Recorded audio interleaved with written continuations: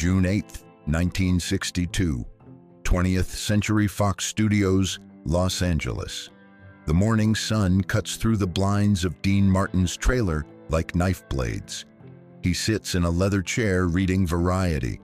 Coffee steams on the side table. The air smells like cigarettes and Old Spice. A half-eaten Danish sits untouched. Outside, grips and gaffers prepare the set for another day of shooting. Dean turns the page. Then his phone rings. Shrill, insistent. He picks up on the third ring. Mr. Martin. The voice is cold, businesslike, a Fox executive. We've terminated Marilyn Monroe's contract, effective immediately. Lee Remick will replace her. Shooting resumes Monday. Dean says nothing. The line goes dead silent. He can hear the executive breathing, waiting, expecting gratitude perhaps, or at least acceptance. This is how Hollywood works, after all. Stars come and go. The machine keeps turning. Dean hangs up the phone without a word. He lights a cigarette. His hand is steady as a surgeon's. He takes one long drag. The smoke curls toward the ceiling. Then he picks up the phone again and dials a number from memory. His lawyer answers on the second ring. "Get me out of this picture," Dean says. His voice is calm, almost bored. "Tell Fox if Marilyn's out, I'm out. No Marilyn, no picture." 4 words. That was all it took. And with those 4 words, Dean Martin declared war on the most powerful studio in Hollywood. He had no legal right to do this. His contract gave him 0 say over casting. Fox could sue him for $3 million. They could destroy his career. They could blacklist him from every lot in town. Dean Martin didn't care. He had drawn a line in the sand. And what happened next would reveal a side of the King of Cool that nobody knew existed. To understand why Dean made that call, you need to understand what Hollywood was doing to Marilyn Monroe in the spring of 1962. She was the biggest movie star on the planet. Her face sold more magazines than any politician or athlete. Her name above a title guaranteed box office gold. Studios fought over her. Directors begged to work with her. She was, by every measurable standard, the most valuable actress in the world. But behind that smile, behind those famous curves, behind the breathy voice that made men weak, Marilyn Monroe was drowning. And nobody in Hollywood seemed to notice or care. The studio system treated her like livestock. They told her what to wear, what to say, who to date, who to marry. They paid her a fraction of what male stars earned for the same work. They loaned her out to other studios and kept the profits for themselves. When she asked for respect, they called her difficult. When she asked for fair compensation, they called her greedy. When she asked for creative control, they called her crazy. But here's what nobody in that Fox boardroom understood about Dean Martin. He had watched this story before. He knew exactly what it felt like to be dismissed, to be underestimated, to be treated like the lesser half of a partnership. For 10 years with Jerry Lewis, Dean was the handsome one, the straight man, the prop, the guy who stood there looking pretty while Jerry got all the laughs and all the credit. Critics wrote that Dean had no talent of his own. Industry insiders whispered that he was nothing without Jerry. Even his own partner seemed to believe it sometimes. Dean proved them all wrong. After the split in 1956, he rebuilt his entire career from the ground up. He became a movie star on his own terms, a recording artist with #1 hits, a television icon with his own variety show. He did it his way, nobody else's, and he never forgot what it felt like to be written off by people who didn't bother to look past the surface. When Dean looked at Marilyn Monroe, he saw himself, a performer dismissed as a body without a brain, a genuine talent buried under a manufactured image, a human being treated like a product to be used and discarded. What Dean didn't know was that Marilyn was running out of time. The trouble on Something's Got to Give started in April 1962. The film was supposed to be Marilyn's triumphant comeback after a difficult few years, a light romantic comedy. Dean Martin as her charming co-star, George Cukor directing. The script was sharp and funny.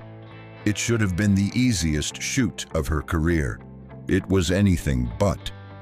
Marilyn was sick, not metaphorically, not dramatically, physically, genuinely sick. A sinus infection that antibiotics couldn't touch, fevers that spiked without warning. Some days she showed up to set and powered through. Some days she couldn't lift her head from the pillow. Her doctors begged her to rest. The studio demanded she work. Fox saw every sick day as sabotage, every late arrival as insubordination, every request for accommodation as proof that Marilyn Monroe was impossible to work with. The production fell behind schedule, costs mounted. Executives in corner offices began sharpening their knives. Then came May 19th, 1962, a date that would seal Marilyn's fate. President John F. Kennedy was celebrating his 45th birthday at Madison Square Garden. Marilyn had been personally invited to sing Happy Birthday to the most powerful man in the world. She went to Fox and asked for permission to attend. They said no. Absolutely not. You have a picture to finish. Marilyn went anyway. 15,000 people packed Madison Square Garden that night. The lights were hot and blinding. The crowd buzzed with anticipation. Then Marilyn appeared on stage in a dress so tight she had to be sewn into it. Nude fabric covered in rhinestones. It looked like she was wearing nothing but diamonds and moonlight. The crowd gasped. Peter Lawford introduced her as the late Marilyn Monroe, a joke about her tardiness. Little did anyone know. She sang in that breathy whisper that had become her trademark, intimate, vulnerable, almost childlike. Happy birthday to you, happy birthday to you, happy birthday, Mr. President, happy birthday to you. The words hung in the air like expensive perfume. 20,000 flashbulbs exploded. JFK himself looked stunned. Jackie Kennedy sat stone-faced beside him. It became one of the most iconic performances in American history. People still talk about it 6 decades later. People still imitate it. People still wonder what really happened between Marilyn and Jack. Fox saw it differently. They saw an actress who thought she was bigger than the studio, an employee who had disobeyed a direct order, a star who needed to be reminded of her place. This is where the story takes its darkest turn. 3 weeks after Madison Square Garden, Fox fired her. The official press release cited repeated absences and failure to perform contractual obligations. The unofficial message was brutally clear. We own you. You are nothing without us. Step out of line and we will destroy you without hesitation. The industry watched and waited. Surely someone would defend her. An agent, a manager, a fellow actor who had benefited from her talent, a director who had built his reputation on her performances, someone, anyone. The silence was deafening. Phone lines went dead. Invitations dried up. Friends who had sworn loyalty disappeared overnight. Hollywood was a company town, and when the company made a decision, everyone fell in line. That was how you survived. That was how you kept working. You didn't ask questions. You didn't make waves. You certainly didn't stick your neck out for someone the studio had declared toxic. Marilyn Monroe's career was finished. Everyone in town knew it. The only question was how quickly she would fade away. Then Dean Martin made his call. No Marilyn, no picture. The Fox executives laughed when they heard. They thought he was bluffing. He had to be bluffing. Nobody walked away from a studio contract over sentiment. Nobody risked a $3 million lawsuit for an actress who couldn't show up on time. They called his bluff. They announced Lee Remick as Marilyn's replacement. They scheduled a press conference for that afternoon. They prepared for production to resume without interruption. Dean didn't flinch. He didn't blink. He didn't negotiate. His lawyer sent a letter to Fox the very next morning. The language was simple and direct. Dean Martin would not work with any actress other than Marilyn Monroe on this picture. Period. If Fox replaced her, Dean would walk off the lot. If Fox sued him, he would fight them in open court. If Fox blacklisted him from every studio in Hollywood, so be it. He had made his decision. It was final. The executives were stunned. This wasn't how the game was played. Stars didn't protect other stars. Everyone looked out for themselves first. That was the unwritten rule that kept Hollywood functioning. Dean Martin was breaking every rule they had ever known. But here's the twist that nobody expected. The press turned overnight, like a flock of birds changing direction all at once. Reporters who had spent years mocking Marilyn's tardiness and mental health issues suddenly discovered their conscience. Columnists wrote scathing pieces about studio greed and corporate bullying of vulnerable talent. Editorial boards at major newspapers demanded fairness and humanity. The narrative shifted completely within 48 hours. It was remarkable to witness. Fox was no longer punishing a difficult actress. They were bullying a sick woman who couldn't defend herself. And Dean Martin was the only man in Hollywood brave enough to stand up and say so. Hedda Hopper called Dean personally the most powerful gossip columnist in America. She could make or break careers with a single sentence. Her voice was ice. "Why are you doing this, Dean? She's not worth destroying your career over." Dean's response became legend. "She's a human being, Hedda. That used to mean something in this town. Maybe it still should." Click. He hung up without waiting for a reply. The quote ran in every major paper the next morning. Suddenly, Dean Martin wasn't just a crooner and a comedian. He was a folk hero. What happened next shocked the entire industry. Fox blinked. The mighty studio machine, which had crushed hundreds of careers without remorse, backed down. 3 weeks after firing Marilyn Monroe with great public fanfare, they quietly hired her back. New contract, better terms. Her salary doubled from $100,000 to $250,000. She would have script approval for the first time in her career, director approval, a level of creative control that no actress at Fox had ever been granted. The studio that had tried to destroy her was now begging her to return. Marilyn called Dean the night the new contract was signed. It was late, almost midnight. Her voice was shaking. She had been crying, but there was something else in her voice too, something that sounded almost like hope. "You didn't have to do that," she whispered. "Nobody's ever done anything like that for me. Not ever." Dean's response was pure Dean. Light, easy, deflecting the emotion with humor the way he always did. "Kid, I've been counted out before. It's not fun. Besides, you're the only co-star I've got who's prettier than me. I wasn't about to let them replace you with Remick." She laughed. For the first time in months, Marilyn Monroe actually laughed. They talked for another hour. About the movie, about Hollywood, about nothing in particular. When they finally hung up, both of them felt something rare in that business. Genuine connection, real friendship. They agreed to meet on set the following week. They would finish the picture together. They would prove everyone wrong. They would show Hollywood that loyalty still meant something.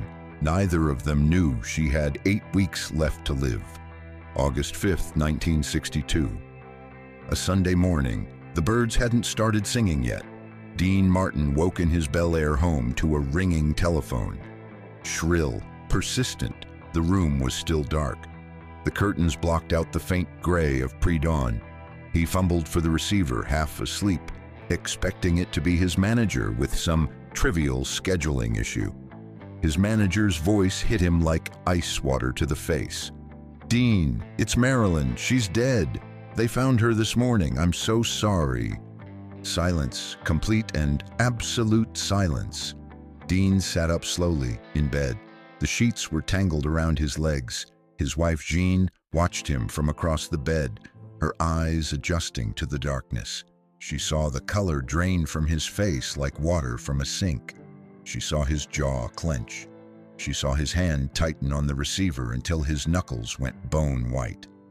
"What do you mean, dead?" His voice was barely a whisper. "I just talked to her. She was happy. She was getting better." The details came in fragments. Her housekeeper found her, face down on the bed, empty pill bottles on the nightstand. She had been dead for hours. The official cause would be listed as acute barbiturate poisoning, probable suicide. Marilyn Monroe was 36 years old. She died alone in her Brentwood home, a telephone clutched in her hand. Police said she had been trying to call someone in her final moments. They never determined who. The phone records from that night mysteriously vanished. Dean attended the funeral 4 days later, Westwood Village Memorial Park. August 8, 1962, a Wednesday. The sky was gray, unusual for Los Angeles in summer. Small, private, only 31 mourners permitted inside the chapel. Joe DiMaggio organized everything himself. He had never stopped loving her, even after their divorce 8 years earlier, even after she married Arthur Miller, even after everything. DiMaggio banned the Hollywood crowd entirely. The producers and executives who had used her for profit. The co-stars who had smiled for cameras and abandoned her when she needed them most. The agents who had taken their percentage and vanished. The entire industry that had chewed her up and spit her out when she stopped being profitable. None of them were welcome. None of them deserved to be there. But DiMaggio made one exception. Dean Martin. Because DiMaggio knew what Dean had done. He knew Dean was different from the rest of them. Dean stood at the back of the chapel, dark suit, dark glasses. His face was carved from granite. He didn't cry. That wasn't his way. But those who knew him well said something fundamental changed in him that day. Something went cold behind his eyes. Something that never quite warmed up again. Something's Got to Give was never completed. Fox shelved the production permanently. 23 minutes of footage survived in the studio vault. Some of it showed Marilyn swimming in a pool, naked, the first major American actress to film a nude scene for a Hollywood studio. She had been terrified that day, shaking before every take. Dean stayed on set the whole time to support her. He stood just off camera, cracking jokes between takes, making faces, doing anything he could to make her laugh and forget her fear. It worked. She relaxed. She was luminous. Now that footage was all that remained of her. 23 minutes of a woman who deserved so much more than she ever received. Years passed, decades. The world moved on the way it always does. Dean never spoke about Marilyn in interviews, not once. Reporters asked constantly. They always asked. It was too good a story to let go. He changed the subject every single time, deflected with jokes and one-liners, walked away if they pressed too hard. His silence spoke louder than any words could have. Once, in 1975, a journalist at a Las Vegas press junket pushed too hard. "What do you remember most about working with her?" Dean stared at him for a long moment. His eyes were somewhere far away. "She was scared," he said finally. "All the time, every single day. Scared nobody would love her if they saw who she really was underneath. Scared the whole world was just waiting for her to fail." He paused, lit a cigarette. "Turns out she was right about that." He stood up and walked out. The interview was over. There is a lesson buried in this story, one that haunted Dean Martin for the rest of his life. Loyalty costs something. Real loyalty. The kind that actually matters when everything falls apart. It's easy to stand with someone when the cameras are rolling, when everyone approves, when there's nothing to lose. The real test comes when standing with someone means standing completely alone. Dean Martin passed that test. He chose friendship over money. principle over profit. He chose to see Marilyn Monroe as a person when the rest of Hollywood saw her as a problem to be solved. And still, it wasn't enough. He won the battle but lost the war. He saved her career and couldn't save her life. That paradox haunted him until his own death. Some people are too broken by the time help finally arrives. Some wounds go too deep to heal. Dean Martin gave Marilyn hope, but hope wasn't medicine, and friendship wasn't a cure for whatever darkness was consuming her from inside. In a town built on betrayal, Dean Martin kept his word. He stood up when nobody else would. He fought for someone who couldn't fight for herself. And even though he lost her anyway, that choice defined who he really was underneath the jokes and the songs and the easy charm. The king of cool had a heart after all. He just couldn't save everyone he loved. This is Dean Martin, the untold legacy. If this story moved you, hit that like button. Share it with anyone who has ever felt abandoned by the people who should have protected them. And subscribe, because in our next video, we reveal the night Dean Martin told Jerry Lewis, "You are nothing to me," and walked away from the most successful comedy partnership in Hollywood history. Until then, keep swinging, Polly.